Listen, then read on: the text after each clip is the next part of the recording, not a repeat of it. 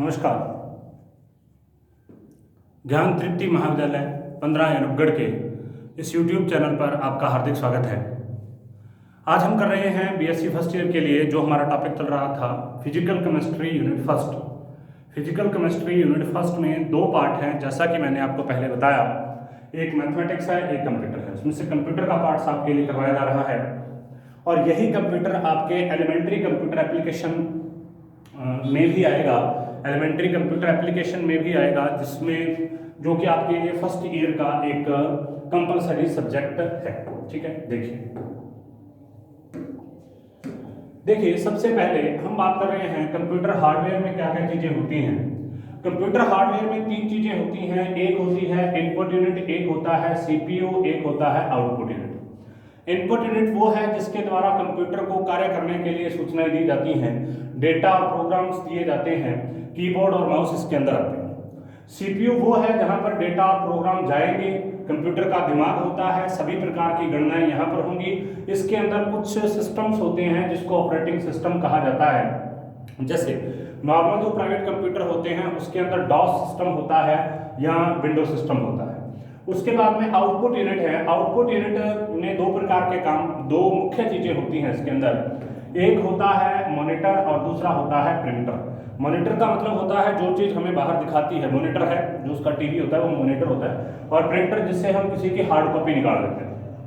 ठीक है, कंप्यूटर में किसी भी निश्चित कार्य को करने के लिए कंप्यूटर को जो निर्देश दिए जाते हैं उसको प्रोग्राम कहा जाता है। यह किसी समस्या को हल करने के लिए अनेक प्रकार के पदों की एक प्रक्रिया होती है, जिसमें समस्या को कंप्यूटर में हल करने की विधि को निर्देशों के द्वारा व्यक्त करते हैं। प्रोग्राम लिखने के लिए जिस भाषा का प्रयोग किया जाता है उसे प्रोग्रामिंग भाषा कहते हैं। प्रोग्रामिंग जो भाषा होती है इसको केवल कंप्यूटर समझ सकता है और इसमें 1 और 0 संकेत पाए जाते हैं। अब बहुत सारी स्तरीय भाषाएं भी हैं और आजकल इन भाषाओं में अंग्रेजी शब्द का भी प्रयोग किया जाता है। उसके बाद में नेक्स्ट हम बात करते हैं सॉफ्टवेयर क्या है। कंप्यूटर के लिए सॉफ्टवेयर क्या चीज होती है। देखो, अगर अपने कंप्यूटर के हार्डवेयर, सॉफ्टवेयर और कंप्यूटर के संबंध के बारे में बात करें तो किस तरीके से होगा। ये हार्डवेयर है, कंप्यूटर का कुछ भाग हार्डवेयर होता है, उसके अंदर सॉफ्टवेयर आता है और उसको मानव द्वारा यूज किया जाता है। ठीक है, अब कंप्यूटर के अंदर जितने भी प्रोग्राम वगैरह तैयार किए जाते हैं इन सभी को सॉफ्टवेयर कहते हैं। कंप्यूटर हार्डवेयर को संचालित करने के लिए मानव विभिन्न प्रकार के निर्देश देता है, वो सॉफ्टवेयर के रूप में ही देता है। सॉफ्टवेयर क्या करता है, सॉफ्टवेयर इस हार्डवेयर और इस मानव के बीच में, सॉफ्टवेयर इस हार्डवेयर इस मानव के बीच में एक संबंध को स्थापित करता है। क्योंकि जो यूजर है, यूजर जो भी अपना उस कंप्यूटर को निर्देश देगा, वो निर्देश किसके रूप में दे सकता है, वो निर्देश देगा उसको सॉफ्टवेयर के माध्यम से। कंप्यूटर में सॉफ्टवेयर की भूमिका क्या है, एक निश्चित कार्य को संपन्न करने के लिए निर्देशों का समूह प्रोग्राम या सॉफ्टवेयर कहलाता है। प्रोग्राम के निर्देश कंप्यूटर को इनपुट द्वारा डाले जाते हैं, डाटा प्रक्रिया और परिणामों को प्राप्त करने का निर्देशन करते हैं। अब देखो, इनपुट से सॉफ्टवेयर में गई, सॉफ्टवेयर से प्रोसेस हुआ, प्रोसेस होने के बाद वापस इसमें आई और यहां से आउटपुट के रूप में हमें बाहर मॉनिटर पे दिखा देते हैं। ठीक है, तो इसका मतलब जो यहाँ पर ये पूरा का पूरा प्रोसेस है ये किसके थ्रू चलता है, सॉफ्टवेयर। मतलब सब कुछ सॉफ्टवेयर के साथ में जुड़ा हुआ है। इनपुट भी सॉफ्टवेयर के साथ में जुड़ा, डाटा प्रोसेसिंग तो जुड़ी सॉफ्टवेयर के साथ में है और आउटपुट भी किसके साथ में जुड़ा है, सॉफ्टवेयर के साथ में जुड़ा होता है। ठीक है, नेक्स्ट देखिए सिस्टम सॉफ्टवेयर के प्रकार कौन कौन से हैं उनके बारे में हम बात करते हैं। सॉफ्टवेयर के प्रकार कौन कौन से हैं। सॉफ्टवेयर जो होता है इसको 4 भागों में बांटा गया है। एक होता है सिस्टम सॉफ्टवेयर, जिससे हमारा कंप्यूटर काम करता है, सिस्टम सॉफ्टवेयर है। दूसरा होता है विभिन्न प्रकार की एप्लीकेशंस, जिसको आजकल हम ऐप बोलते हैं, वो एप्लीकेशन सॉफ्टवेयर होता है। तीसरा होता है विभिन्न प्रकार के यूटिलिटी के सॉफ्टवेयर, जैसे कि अलार्म वगैरह लगाना, या जो किसी भी मोबाइल के अंदर आजकल कैलकुलेटर आता है, अलार्म आता है, घड़ी आती है, यूटिलिटी सॉफ्टवेयर है। और नेक्स्ट होता है सामान्य उद्देश्य के सॉफ्टवेयर, जो कि सामान्य प्रकार की चीजों को करने के लिए काम में लेते हैं। सिस्टम सॉफ्टवेयर ऐसे प्रोग्रामों का समूह जो कंप्यूटर सिस्टम की क्रियाओं को नियंत्रित करता है, सिस्टम सॉफ्टवेयर कहलाता है। ये प्रोग्राम यूजर के कंप्यूटर सिस्टम पर कार्य करने में सहायक होते हैं। सिस्टम सॉफ्टवेयर मशीनी स्तर पर चलते हैं। सिस्टम सॉफ्टवेयर ही एप्स का संचालन करते हैं। अतः सिस्टम सॉफ्टवेयर जो होते हैं वो एप्लीकेशन सॉफ्टवेयर का आधार होते हैं। जैसे अगर अपने फोन का एग्जांपल लें तो एंड्रॉयड जो है वो एक सिस्टम सॉफ्टवेयर है जिसके ऊपर पूरा का पूरा फोन चलता है, और उसके अंदर जो विभिन्न प्रकार की ऐप्स होती हैं अलग अलग प्रकार की, चाहे हम वहाँ पर किसी भी ऐप को यूज़ करें, यूट्यूब को यूज़ करें, जीमेल को यूज़ करें, फेसबुक को यूज़ करें, व्हाट्सएप को यूज़ करें, उसके अलावा टिकटॉक को यूज़ करें या किसी भी चीज़ को यूज़ करें, तो वो सारे के सारे क्या होते हैं, एप्लीकेशन सॉफ्टवेयर होते हैं। सिस्टम सॉफ्टवेयर के कार्य क्या होते हैं, अन्य सभी सॉफ्टवेयर को कंप्यूटर में चलाना, सभी जो पेरिफेरल डिवाइसेस होती हैं जैसे प्रिंटर, डिस्क, टेप, मॉनिटर, इनमें संपर्क स्थापित करना, अन्य सॉफ्टवेयर्स को तैयार करना। सिस्टम सॉफ्टवेयर के उदाहरण कौन कौन से हैं, कंपाइलर, उस चीजों को कंपाइल करना, इंटरप्रेटर और ऑपरेटिंग सिस्टम, 3 इसके एग्जांपल होते हैं। उसके बाद हम बात करेंगे एप्लीकेशन सॉफ्टवेयर के बारे में, वही नॉर्मल जिनको आजकल हम एप्स बोलते हैं, एप्लीकेशन सॉफ्टवेयर होते हैं। देखिए ऐसे अनेक प्रोग्राम जो कि निश्चित कार्य करते हैं एप्लीकेशन सॉफ्टवेयर कहलाते हैं। जैसे कि विद्यालय के अंदर कोई परीक्षा परिणाम तैयार करना है, उसके लिए रिपोर्ट कार्ड तैयार करना है, उसके लिए एक नया सॉफ्टवेयर बनाया जाएगा। बच्चों के शुल्क का ब्यौरा रखना है, उसके लिए भी सॉफ्टवेयर होगा। एप्लीकेशन सॉफ्टवेयर के कार्यों की क्षमता सीमित होती है, कुछ विशेष कार्यों के लिए भी एप्लीकेशन सॉफ्टवेयर बनाए जाते हैं। जैसे बैंकिंग के लिए एप्लीकेशन सॉफ्टवेयर हो सकता है, शेयर बाजार के लिए हो सकता है, बीमा कंपनी, विद्यालय प्रबंध, इन सभी के लिए अलग अलग प्रकार की ऐप्स डिजाइन की जा सकती है। एप्लीकेशन सॉफ्टवेयर अनेक प्रकार के प्रोग्रामों का समूह होता है, इसलिए इसे एप्लीकेशन सॉफ्टवेयर पैकेज भी बोलते हैं। ये सॉफ्टवेयर किसी संस्था के अनुसार भी बनाए जा सकते हैं, किसी स्कूल को, कॉलेज को अपने नीड के अनुसार कुछ चीज़ों के बारे में बनाना हो तो बनाया जा सकता है। जैसे आपने आजकल देखा होगा विभिन्न प्रकार की ऐप्स होती हैं, जैसे अलग अलग शिक्षण संस्थान की ऐप है, उत्कर्ष की ऐप है, रीना की ऐप है, अलग अलग प्रकार के और संस्थान हैं जिनकी ऐप्स होती हैं, तो वो इसी तरीके से बनाए गए हैं। ठीक है, उसके बाद है यूटिलिटी सॉफ्टवेयर। यूटिलिटी सॉफ्टवेयर ऐसे प्रोग्राम जो कंप्यूटर सिस्टम और इसके विभिन्न भागों का रखरखाव करते हैं, उनकी मरम्मत करते हैं, यूटिलिटी सॉफ्टवेयर कहलाते हैं। जैसे डिस्क की मरम्मत के लिए एक डिस्क रिकवरी प्रोग्राम आता है, यूटिलिटी प्रकार का सॉफ्टवेयर होता है। उसके बाद देखिए यूटिलिटी प्रोग्राम जो होता है इसको सर्विस प्रोग्राम भी कहा जाता है, सर्विस प्रोग्राम भी कहते हैं। ये अन्य प्रकार के प्रोग्रामों में संशोधन और नवीनीकरण कर सकते हैं। यूटिलिटी सॉफ्टवेयर के उदाहरण कौन कौन से हैं, फाइल मैनेजर, कंप्यूटर के अंदर आपने देखा है, फोन के अंदर sort, linker, loader, text editor, ये सारे के सारे इसी के अंदर। ठीक है, यूटिलिटी सॉफ्टवेयर सीपीयू के अंदर होता है, मेमोरी को लोड करने का काम करेगा, यूटिलिटी सॉफ्टवेयर होते हैं सारे। उसके बाद है इनपुट और आउटपुट प्रणालियां कौन कौन सी। इनपुट और आउटपुट की जो प्रणालियां हैं वो कंप्यूटर और मानव के मध्य संपर्क की सुविधा प्रदान करते हैं, क्योंकि मानव अपनी लैंग्वेज में कंप्यूटर को निर्देश देता है, कंप्यूटर खुद की लैंग्वेज में उस पर प्रोसेसिंग करता है और फिर मानव की लैंग्वेज में उसका परिणाम देता है, जिसे हम आउटपुट कहते हैं। इनपुट डिवाइसेस मानवीय भाषा में दिए गए डेटा और प्रोग्राम को कंप्यूटर के समझने योग्य रूप में परिवर्तित करती हैं। ये डिवाइसेज अक्षरों के अंदर भी आती हैं, संख्याओं और अन्य प्राकृतिक चिन्हों 0 और 1 का बिट में अनुवाद करते हैं, जिन्हें कंप्यूटर समझ सकता है, डेटा प्रक्रिया संभव हो पाती है। दूसरी ओर जो आउटपुट डिवाइसेस होती हैं ये 0 और 1 को वापस अनुवाद करके मानव की भाषा में प्रस्तुत कर देते हैं।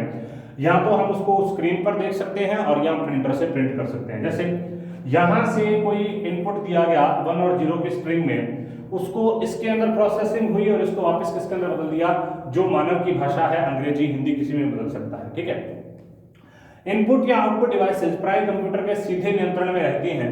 डिस्प्ले डिवाइसेस और प्रिंटर इसके उदाहरण हैं। अन्य इनपुट और आउटपुट उपकरण जैसे इलेक्ट्रॉनिक कैश रजिस्टर होता है, कंप्यूटर आउटपुट माइक्रोफिल्म डिवाइसेस सहायक उपकरण है। ये कंप्यूटर की सामान्य इनपुट डिवाइसेस से भिन्न होती हैं और इनपुट किया जाने वाला डेटा एक निश्चित रूप में पहले से तैयार करके रखती है। ठीक है, अब उसमें आउटपुट जो इसके अंदर माइक्रोफिल्म के अंदर जो डेटा होगा उसको इसके अंदर डाल दिया जाएगा। आउटपुट डिवाइसेस परिणामों को 2 अवस्था में प्रस्तुत कर सकती है, एक होती है हार्ड कॉपी, एक होती है soft copy.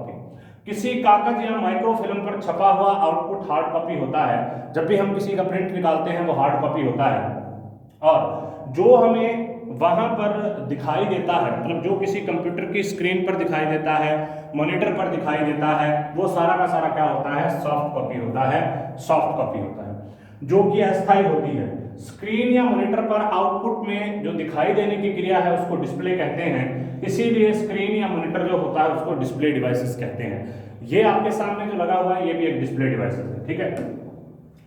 Input devices, input devices data और सूचना को कंप्यूटर के समझने योग्य संकेतों 1 और 0 के बीच में परिवर्तित करके कंप्यूटर में इनपुट करते हैं। इसकी दो श्रेणियां होती हैं, एक होती है ऑनलाइन इनपुट डिवाइसेस, एक होती है ऑफलाइन इनपुट डिवाइसेस।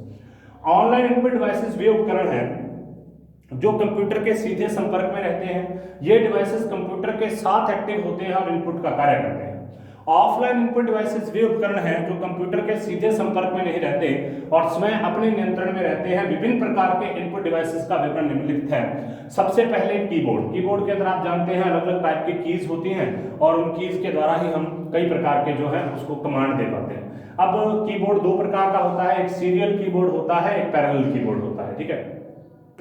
उसके बाद में नेक्स्ट है माउस। माउस भी आपने देखा है, माउस एक ऑनलाइन डिवाइस होती है जिससे हम उसको घुमाते हैं तो कर्सर जो होता है वो मॉनिटर पर घूमता है और उसकी सहायता से हम कमांड दे सकते हैं। नेक्स्ट देखिए online input devices, CPU online input devices direct connect होगा और ऑफलाइन इनपुट डिवाइसेस से सीपीयू भी इस तरीके से कनेक्ट किया जा सकता है। उसके बाद है OMR। OMR शीट के बारे में आप सभी जानते हैं। OMR शीट जिस पर आजकल एग्जाम्स होते हैं, OMR उसका फुल फॉर्म होता है optical mark reader. Optical mark reader यह एक ऐसी डिवाइस है जो किसी कागज पर पेंसिल या पेन के चिन्ह की उपस्थिति या अनुपस्थिति को जांचती है। मतलब किसी, जैसे इसमें पॉइंट्स बने होते हैं इस तरीके से, यहाँ होगा, यहाँ होगा, यहाँ होगा, यहाँ होगा, तो इस जो गोले होते हैं इनको अभ्यर्थी के द्वारा काला किया जाता है। तो इसके अंदर से ऑप्टिकल जो रेज है वो जाती हैं और जहां पर वो काला किया होता है उसको रीड करती हैं कि कहां पर कौन सा काला है और कौन सा काला किया हुआ नहीं है। OMR शीट के अंदर आता है। यह एक ऐसी डिवाइस है जो किसी कागज पर पेंसिल या पेन के चिन्ह की उपस्थिति और अनुपस्थिति को जांचती है। इसमें जब उस चिन्ह पर प्रकाश को डाला जाता है तो परावर्तित प्रकाश को जांचा जाता है। जहां चिन्ह उपस्थित होगा कागज के उस भाग से परावर्तित प्रकाश की तीव्रता कम होगी। यह तकनीक केवल छपे हुए कार्ड या फॉर्म पर निश्चित स्थान पर बने हुए बॉक्स और पेंसिल से भरे हुए बॉक्सेस को ही जांचता है। OMR किसी परीक्षा की उत्तर पुस्तिका को जांचने के लिए बहुत अधिक उपयोगी डिवाइस है। इन परीक्षाओं में वैकल्पिक होते हैं और उनमें से 4 या 5 विकल्पों में एक छांट कर भरना होता है। OMR की प्रक्रिया धीमी होती है और इसकी डेटा ट्रांसफर जो रेट है वो 200 से 250 पृष्ठ प्रति मिनट के आसपास होती है। उसके बाद है MICR जिसको बोलते हैं magnetic ink character reader. MICR जो रीडर होती है मैग्नेटिक इंक कैरेक्टर है, इसका प्रयोग मुख्यतः किसके रूप में किया जाता है? चेक और ड्राफ्ट के ऊपर कुछ मैग्नेटिक प्रकार की लाइनें लगी होती हैं उनको पढ़ने के लिए इसका मैग्नेटिक इंक कैरेक्टर रिकॉग्निशन का प्रयोग किया जाता है।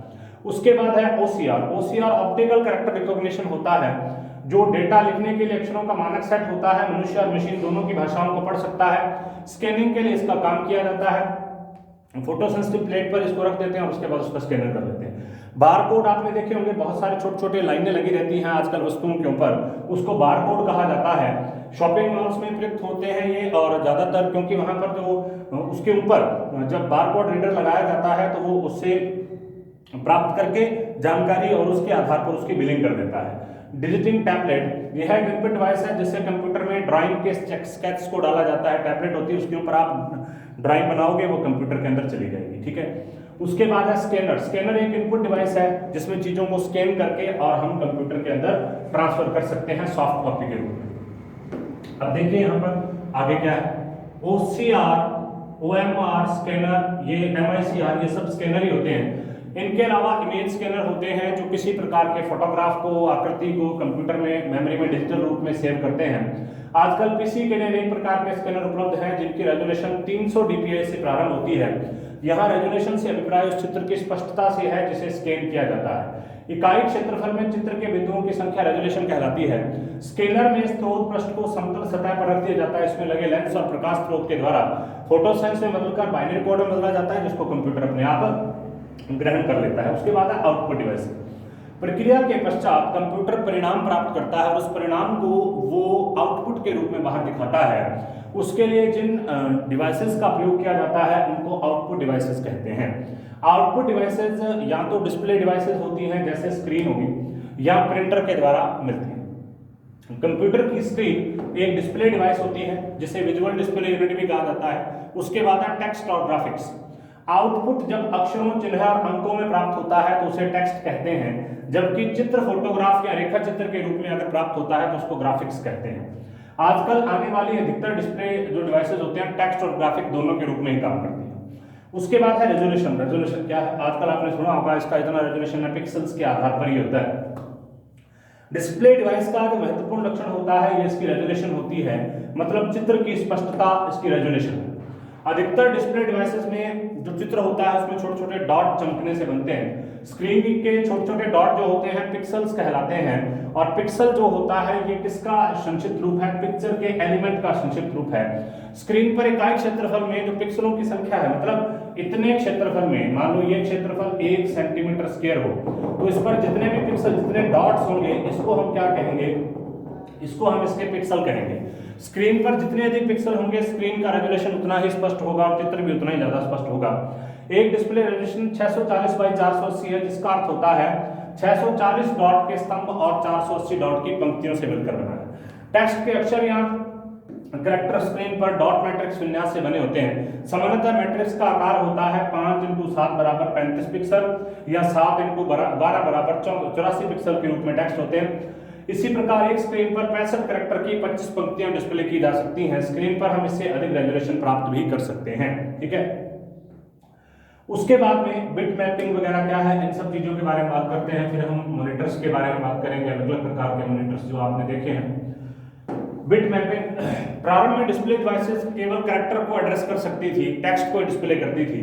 स्क्रीन पर भेजा जाने वाला प्रत्येक कैरेक्टर समान आकार और निश्चित संख्या वाले ब्लॉक का समूह होता था।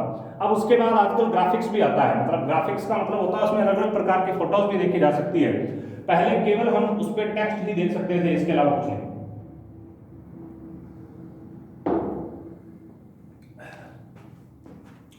उसके बाद है मॉनिटर। मोनोक्रोम और colour display devices. Monitor, mono का अर्थ है एकल और क्रोम का अर्थ है कलर, इसलिए मोनोक्रोम डिस्प्ले डिवाइसेस एकल रंग के मॉनिटर होते हैं, जैसे ब्लैक एंड व्हाइट टीवी वगैरह। कलर मॉनिटर जो होता है ये रेड, ग्रीन, ब्लू प्रकार का होता है। आरजीबी प्रकार के कारण उच्च रेजोल्यूशन का आउटपुट डिस्प्ले हो सकता है। कंप्यूटर में प्राप्त रैम उपलब्ध होने पर इस मॉनिटर में हम 8 से 1,60,000 आसपास के जो रंग होते हैं उसको डिस्प्ले कर सकते हैं। कंप्यूटर में सामान्यतः 2 प्रकार के मॉनिटर होते हैं। एक तो ये सीआरटी मॉनिटर है, ये पहले आते थे, आजकल इसका यूज नहीं किया जाता। बहुत बड़े बड़े मॉनिटर जो है, मतलब जो बड़े बड़े मॉनिटर आते हैं, जो बड़े टीवी पहले आते थे वो सीआरटी होते हैं, कैथोड रे बोलते हैं उसको। आजकल जो यूज किए जाते हैं वो एलसीडी, और वर्तमान में जो यूज किए जाते हैं वो लाइट इमिटिंग डिस्प्ले, मतलब एलईडी प्रकार के यूज किए जाते हैं, एलसीडी। ये सामान्य मॉनिटर की तुलना में काफी पतले और कम स्थान घेरने वाले होते हैं। आश्चर्य मतलब सुविधाजनक होते हैं, देखने में सुंदर होते हैं। पिक्चर देखने के लिए लिक्विड क्रिस्टल का प्रयोग किया जाता है, इसीलिए इसको लिक्विड क्रिस्टल डिस्प्ले कहा जाता है। इसमें कांच की 2 परतों के बीच में द्रव्य क्रिस्टल को भर देते हैं। इसकी बाहरी परत पर टिन ऑक्साइड तथा इंडियम ऑक्साइड का लेप लगा रहता है, जिससे उसमें चालकता आती है। एलसीडी मॉनिटर पर प्रकाश गिरने से ध्रुवीकरण द्वारा तस्वीर बनती है। एलसीडी मॉनिटर का पतला और छोटा आकार होने के कारण इससे लैपटॉप और पोर्टेबल कंप्यूटर पे बनाए जा सकते हैं। उसके बाद है प्रिंटर्स। डिस्प्ले डिवाइसेस में आउटपुट डिवाइसेस के रूप में मॉनिटर की 2 कमियां होती हैं। एक बार में सीमित डेटा ही दिखाई देता है और स्क्रीन पर आउटपुट की सॉफ्ट कॉपी में स्थानांतरणीय नहीं होती, उसे मतलब कागज पर नहीं लिया जा सकता। अब इसको दूर करने के लिए हम एक प्रिंटर का यूज करते हैं। प्रिंटर क्या करता है, जो हमने सॉफ्ट कॉपी के रूप में उसमें लिखा है उसको हमें हार्ड कॉपी के रूप में प्रोवाइड करवा देगा। अब प्रिंटर जो होते हैं अलग अलग प्रकार के होते हैं, जैसे डॉट मैट्रिक्स प्रिंटर है, डेजी व्हील प्रिंटर है, इंकजेट प्रिंटर है, अलग अलग प्रकार के प्रिंटर इसमें होते हैं। डॉट, ये इन सभी के बारे में आपको थोड़ी थोड़ी जानकारी पहले से ही है। डॉट, इसमें आपको सिर्फ इसके नाम पता होने चाहिए। डॉट मैट्रिक्स प्रिंटर होता है। उसके बाद में दूसरा जो प्रिंटर होता है ये डेजी व्हील प्रिंटर होता है। उसके बाद में तीसरा जो होता है इंकजेट प्रकार का प्रिंटर होता है। उसके बाद में नेक्स्ट देखिए, लेजर टाइप के प्रिंटर भी आजकल यूज किए जाते हैं। लेजर टाइप के प्रिंटर भी आजकल यूज किए जाते हैं। और उसके अलावा जो प्रिंटर होता है ये आजकल इसका यूज किया जाता है प्लॉटर का। प्लॉटर क्या होता है, प्लॉटर जैसे कि आपने फ्लैक्स बोर्ड लगे हुए देखे होंगे। फ्लैक्स बोर्ड को बनाने के लिए बहुत बड़े प्रिंटर की आवश्यकता होती है और इस बहुत बड़े प्रिंटर को ही प्लॉटर कहा जाता है, ठीक है। उसके बाद में देखिए नेक्स्ट संख्या प्रणाली के बारे में हम बात करते हैं कि संख्या प्रणाली क्या होती है और किस तरीके से हम इसका यूज करते हैं। देखिए कंप्यूटर जो होते हैं ये डिजिटल इलेक्ट्रॉनिक प्रकार के परिपथ से बने हैं, डिजिटल हैं इलेक्ट्रॉनिक प्रकार के सर्किट से बने हैं। इसमें परिपथ के मुख्य भाग जो होते हैं वो ट्रांजिस्टर होते हैं जिनकी प्रकृति बाइनरी है। यहाँ बाइनरी प्रकृति का अर्थ ये है कि केवल ट्रांजिस्टर दो ही प्रकार की चीजों को समझ सकता है, या तो ऑन अथवा पूर्ण चालकता या ऑफ अथवा कुचालकता। चालकता का अर्थ क्या है? विद्युत का संचरण, मतलब जब विद्युत का संचरण होगा तब वो ऑन होगा और जब विद्युत का संचरण नहीं होगा तब वो ऑफ होगा। ठीक है, यहाँ चालकता का अर्थ है विद्युत का संचरण, अतः ट्रांजिस्टर एक स्विच के समान कार्य करता है जो ऑन या ऑफ हो सकता है। इस प्रकार कंप्यूटर बाइनरी तार्किक परिपथ से निर्मित होता है और डेटा को इसमें इलेक्ट्रॉनिक संकेतों की उपस्थिति या अनुपस्थिति के रूप में व्यक्त किया जाता है। डेटा का यह रिप्रेजेंटेशन बाइनरी या द्विअवस्था निरूपण कहलाता है। कंप्यूटर में डेटा को व्यक्त करने के लिए संख्या पद्धति की सहायता ली जाती है। देखिए ये सिस्टम होता है इसमें। ठीक है, जब ये इसके साथ में जुड़ा होगा, जब ये इसके साथ में जुड़ा होगा तब तो ये जुड़ने के बाद में तो 1 हो जाएगा और हटने के बाद में क्या हो जाएगा? 0 हो जाएगा। इसमें और कोई लंबी चौड़ी बात नहीं है। दो ही प्रकार के परिपथ हैं, एक तो परिपथ जुड़ा हुआ, एक परिपथ टूटा हुआ। जब परिपथ जुड़ा होगा तब अलग प्रकार से काम करेगा, जब परिपथ टूटा होगा तब अलग प्रकार से काम करेगा। कंप्यूटर में डेटा को व्यक्त करने के लिए करने वाली संख्या प्रणाली बाइनरी अवस्था की होनी चाहिए, क्योंकि इसके इलेक्ट्रॉनिक परिपथ के ट्रांजिस्टर दो अवस्थाओं को समझते हैं, या तो ऑन मतलब 0 या मतलब ऑन का मतलब 1 और ऑफ का मतलब 0। कंप्यूटर में डेटा को व्यक्त करने वाली संख्या प्रणाली बाइनरी संख्या प्रणाली कहलाती है। बाइनरी का मतलब होता है 2। ठीक है, और 2 का मतलब होता है 2 इसमें संख्याएं कौन कौन सी हैं? या तो इसके अंदर 0 आएगा या इसके अंदर 1 आएगा। 0 का मतलब क्या होता है?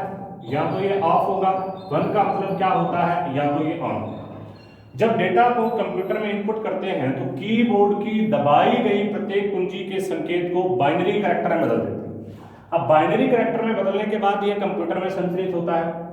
अब कंप्यूटर डेटा को प्रिंटर में भी भेज सकता है, स्क्रीन पर भी भेज सकता है, डिस्क में भी भेज सकता है और प्रत्येक कैरेक्टर को बाइनरी संकेत में रखता है। यह बाइनरी कोड छपते समय स्क्रीन पर दिखाई देते समय पुनः कैरेक्टर में बदल जाता है। इसको हम यहां पर देखते हैं किस तरीके से होगा।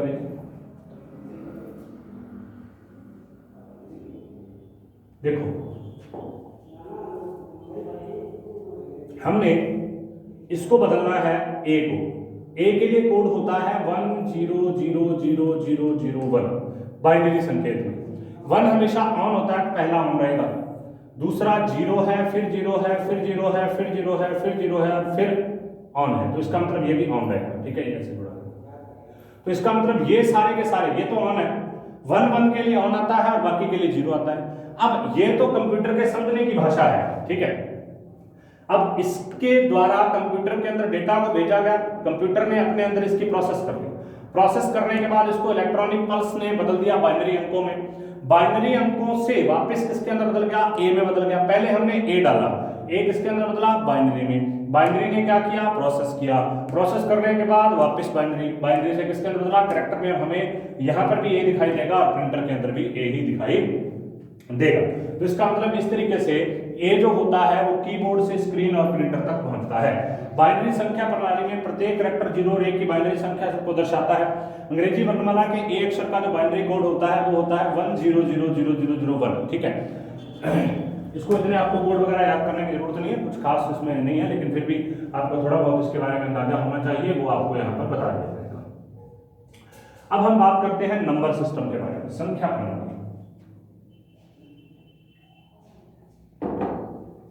नंबर सिस्टम या संख्या प्रणाली के बारे में हम बात करेंगे। देखिए दशमलव संख्या प्रणाली जो होती है, जिसमें 0 से लेकर, दशमलव संख्या प्रणाली में 0 से लेकर 9 तक अंक होते हैं, जिसमें 0 होता है, 1 होता है, 2 होता है, 3 होता है, 4 होता है, 5 होता है, 6, 7, 8 और 9, बाकी सभी इसी से बनते हैं। 10 बनाना है ऐसे लिख दो, 12 बनाना है ऐसे लिख दो, 15 बनाना है ऐसे लिख दो। ये मूल अंक जो होते हैं यही है, इतने, बाकी सभी इससे बनते हैं। ठीक है, तो संख्या प्रणाली में 2 प्रकार की चीजें हैं, उसको देखो। इस संख्या प्रणाली का बेस 10 है। बेस 10 क्यों है? क्योंकि इसमें 10 अंक होते हैं।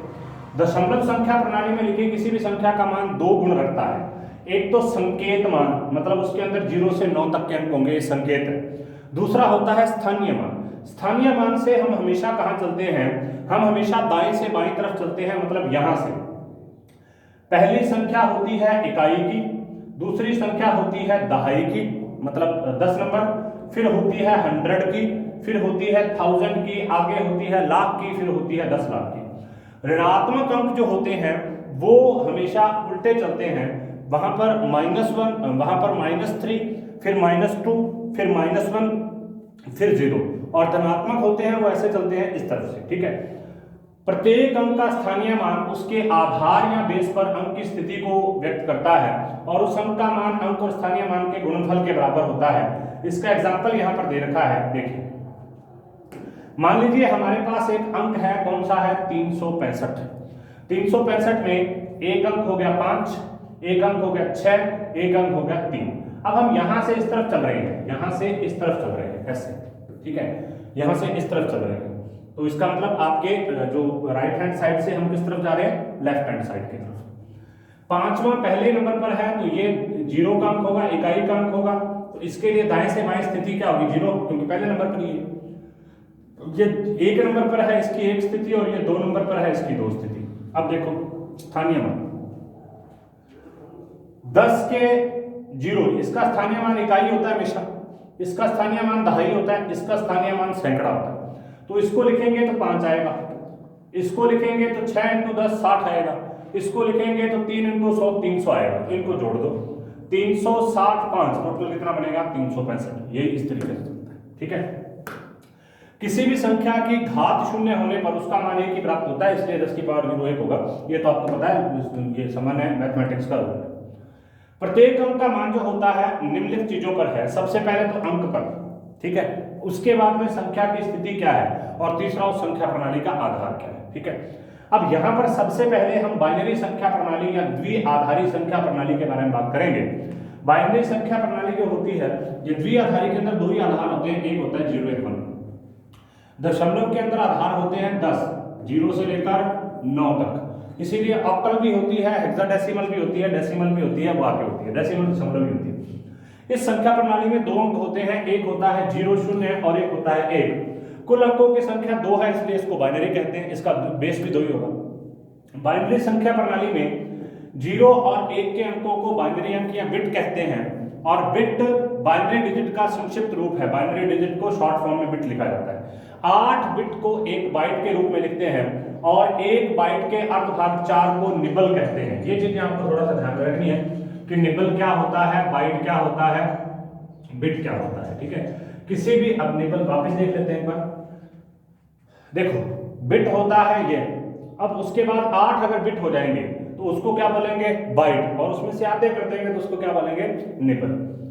किसी भी बाइनरी संख्या को दशमलव संख्या में परिवर्तित किया जा सकता है। इस प्रकार किसी भी दशमलव संख्या को बाइनरी संख्या में परिवर्तित किया जा सकता है। इस प्रणाली में अंक और स्थानीय मान दशमलव संख्या प्रणाली के समान होते हैं, लेकिन इनका आधार या बेस 2 होता है, क्योंकि इसमें 2 अंक हैं 0 और 1, जिसमें पहले अंक सबसे दाएं का स्थानीय मान 2 की पावर 0 1 हो जाएगा, दाएं से दूसरे अंक का स्थानीय मान 2 की पावर 1 2 हो जाएगा। इसी प्रकार अंक बढ़ते रहेंगे, जैसे यहाँ पर 1 से फिर 2 फिर 4 फिर 8 फिर 16, स्थानीय मान बढ़ता जाएगा इसका। कोई बाइनरी संख्या अगर हो 1 1 0 0 1 1 है तो निम्न प्रकार से होगा। देखो अंकों के मान 1 1 0 0 1 1, तो ये 0 नंबर पर है, स्टार्टिंग में पहला, ये 1 नंबर पर, ये 2 नंबर पर, ये 3 नंबर पर, ये 4 नंबर पर, ये 5 नंबर पर। अब इनकी स्क्वायर, अब जो यहाँ लिखा हुआ इसको पावर में लिख दो। इसकी पावर तो 1 आएगा, इसका 2, इसका 2 की पावर 2, 3 की 2 की पावर 3, 2 की पावर 4, 2 की पावर 5, इसका योग टोटल कितना आएगा? देखो 1 × 2 की पावर 0 बराबर 1, इसका 2 फिर 0 0 0 16 और 32, टोटल योग कितना होगा? 51, ठीक है। अब नेक्स्ट देखिए, बाइनरी संख्या को दशमलव संख्या में परिवर्तित करना। बाइनरी संख्या को दशमलव संख्या में कैसे परिवर्तित करते हैं उसको देखते हैं।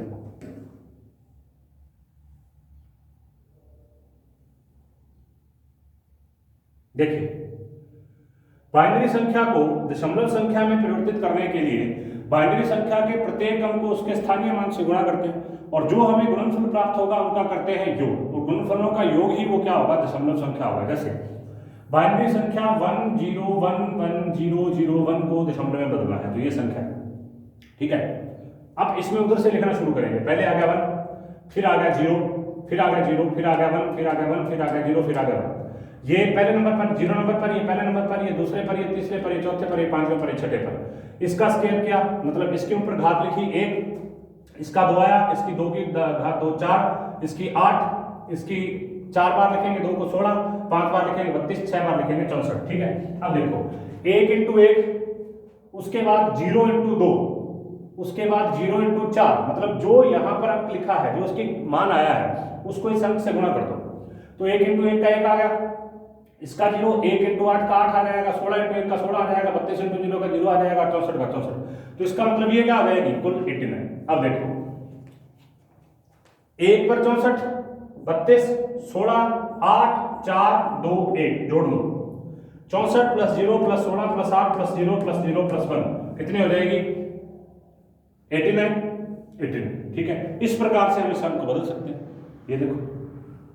तो 10110001 के 2 को जब उसको बदलते हैं, ये 2 का मतलब है यहाँ जो नीचे लिखा हुआ है, इसका मतलब है बाइनरी नंबर है, इसका मतलब है ये डेसिमल नंबर है, ठीक है। तो इसको इस तरीके से डेसिमल नंबर के अंदर बदला जा सकता है। उसके बाद देखो दशमलव संख्या को बाइनरी संख्या में बदलना कैसे, उसको देखो। इसके लिए थोड़ा सा अलग तरीका है, लेकिन इतना इजी है, आराम से हो जाता है। देखिए दशमलव संख्या को बाइनरी संख्या में बदलने के लिए सबसे पहले दी गई दशमलव संख्या में 2 का भाग देते हैं सभी जगह। भागफल को संख्या के नीचे और शेषफल को दाईं ओर लिखते हैं। जो भागफल आया उसको संख्या के नीचे और शेषफल को दाईं ओर लिखेंगे। पद 2 में प्राप्त भागफल में पुनः 2 का भाग देकर नए भागफल को पिछले भागफल के नीचे और संख्या को फिर दाईं ओर लिखते हैं। इस प्रकार पद से 1 से 3 तक की क्रिया तब तक दोहराता है जब तक भागफल का मान 0 ना आ जाए। प्राप्त 1 और 0 के शेषफल को नीचे से ऊपर के क्रम में लिखते हैं, और यही क्या होता है, बाइनरी अंक। देखो 89 को देखो, इसको बड़े ध्यान से देखिए, यही अंक बनेगा। ये अंक पहले याद कर चुके हैं कि 80, इसको बदलते हैं तो 89 बनता है, इसमें कुछ नहीं करना। देखो सबसे पहले 2 का भाग दो, जो पहली संख्या है उसका 2 का भाग दो, 44 पर चला जाएगा, 88 आ गया, 1 बच गया। अब देखो, अब 1 बच गया, जब इसके अंदर 2 का भाग दो 22 के बाद में 0 आ गया, ठीक है। अब इस 22 शेषफल बचा नहीं 0, अब इसका भाग वापस दे दो, इस पर 11 शेषफल 0, इसका भाग इसमें दे दो 5 शेषफल 1, इसका भाग इसमें दे दो 4 शेषफल 1, इसका भाग इसमें दे दो 1 शेषफल 0, और इसके अंदर जो लास्ट वाला है, लास्ट वाले के अंदर आगे क्या आ जाएगा, 0 आ जाएगा, 0 और 1 आ जाएगा, बस इसमें इतना ही। अब यहां से स्टार्ट करेंगे अपने इसको, ठीक है। देखो यहां से इसके अंदर देखे 0 आ गया, अब इसमें बच क्या गया, शेषफल 0 आ गया। अब 0 के अंदर इसका भाग जा नहीं सकता, तो यहां पर क्या आ जाएगा, शेषफल 1 का 1 रह जाएगा, ठीक है। 0 का इसके अंदर भाग नहीं जा सकता, तो 1 का 1 रह जाएगा। तो अब देखो यहां पर क्या, तो इसमें कौन कौन सी संख्या बन गई, 10110001, तो क्या आ गया 10110001 की 2 का मतलब है डेसिमल, सॉरी बाइनरी, 10 का मतलब है डेसिमल। तो इस तरीके से हम डेसिमल को बाइनरी के अंदर और बाइनरी को डेसिमल के अंदर आराम से बदल सकते हैं, ठीक है। तो आज हमने कंप्यूटर के विषय में काफी सारी चीजों का अध्ययन किया। कंप्यूटर के आउटपुट इनपुट के बारे में बात की, कंप्यूटर में बाइनरी संख्याओं के बारे में, डेसिमल संख्याओं के बारे में बात की। नेक्स्ट हम अगली जो हमारी वीडियो होगी उसके अंदर इस यूनिट को कंक्लूड करेंगे। थोड़ा सा पार्ट इसका रह गया है, हेक्साडेसिमल वगैरह इसके अंदर और होता है, उसको हम नेक्स्ट जो हमारी वीडियो होगी उसके अंदर कंक्लूड करेंगे। तब तक आप इसको देखते रहें, धन्यवाद।